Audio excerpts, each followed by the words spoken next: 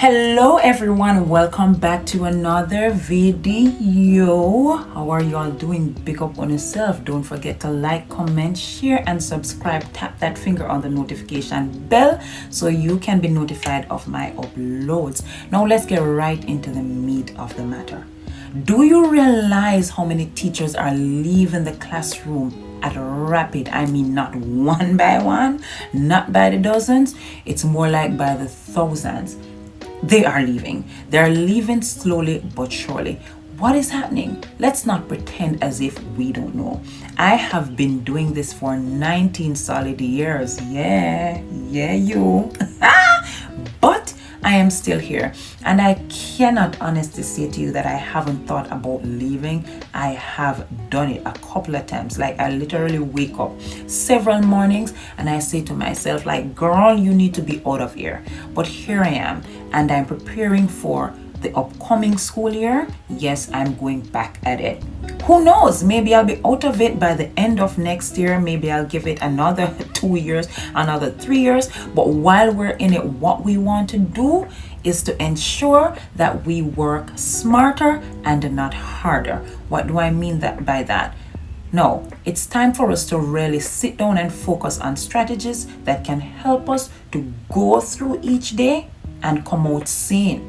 Because it's not an easy feat. I can tell you that much. I've taught at both the primary and secondary levels. We say that in Jamaica. Here you say the middle school and the high school level. But yes, I've taught between grade 6 and grade 12, and currently I'm working only with grade 12 students.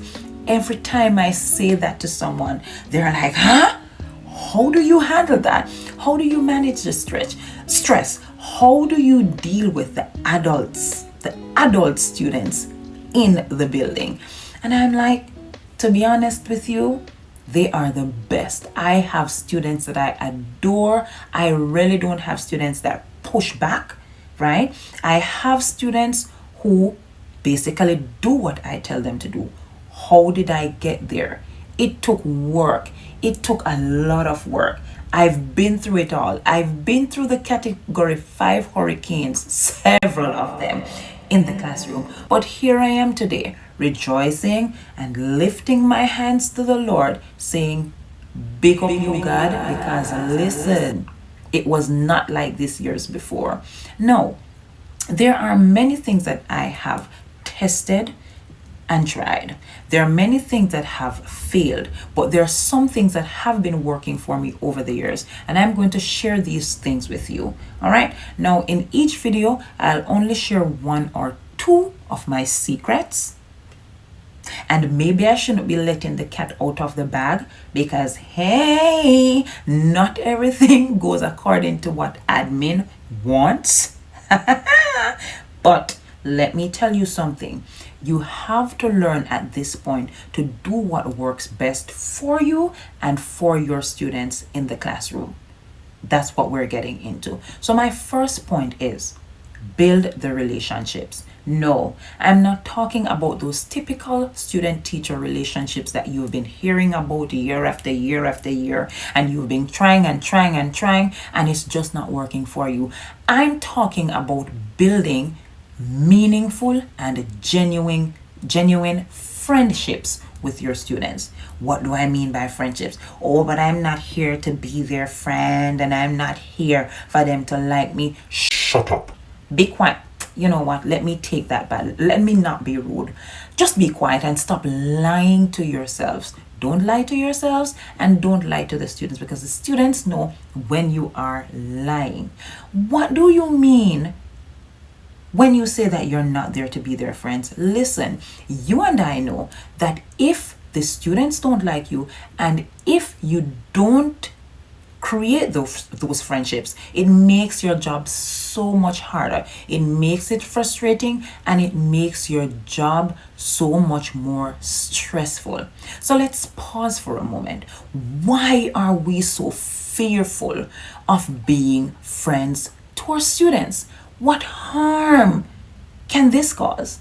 No, I understand what you're going to say to me, but let me tell you something. This is something that I've tested and tried, and I've been successful with over the years. It works, and I'm encouraging you to try it as well, simply because it makes your job easier. At the end of the day, you want to ensure that you're at your best. If you're really passionate about what you do, if you really want to do the best in the classroom, if you really want to do what's best for your students and for yourselves, create these friendships. No, long gone are the days when students really cared about you saying, I'm not your friend, or you don't like me. Wake up. Don't you see? Are you not looking? Pay attention to the generation of students that we're dealing with. You really think they care? No. Think about you. Oftentimes people will tell you, ensure that your classroom is student friendly. Who tells you? Who takes the time out to tell you that you need to ensure that the classroom is also teacher friendly? If the classroom is not teacher friendly, things will not go the way they're supposed to go. You as a teacher need to be comfortable. You as a teacher need to be in a space that you enjoy being in. You as a teacher need to create that environment that you can function in and that you can be at your best in each and every day. It's the only way that things are going to work with what's happening in today's classrooms. So again, let me pause to remind you that you are also important. The students are important, of course, but this cannot happen without you being well, without you being at the best, and without you ensuring that you also put yourself in the first box. Listen, a friend is someone who cares for you. A friend is someone who wants to get to know you better. A friend is someone who has your best interests at heart. A friend is someone who respects you. So what is so harmful about you creating something like this with your students? Every friendship comes with limitations. What you need to do is to ensure that the boundaries of the friendships you create in the classroom are clear. My students know what gets me upset. My students know what works for me. My students know that they're not supposed to do or say certain things to me. Of course they know. If you know any of my students, ask them about me. I don't play. But at the end of the day, that doesn't get in the way of me being a teacher that does my job, right? And also a friend that will spend the time to listen to them, that will spend the time to validate their feelings, that will spend the time to ensure that whatever I bring to the classroom works for both my students and myself. What is so hard in that? I'm telling you that while we're expected to do all these things, and we are not paid enough to do them, do the things that will make your day lighter. Do the things that will work best for you.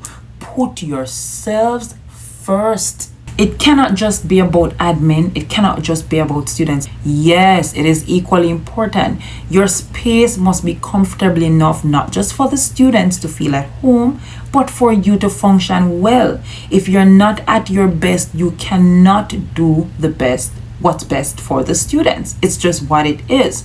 So while you're at it and while you're trying to come up this year with strategies that will ensure that your classroom is student friendly, please ensure that your classroom is also teacher friendly.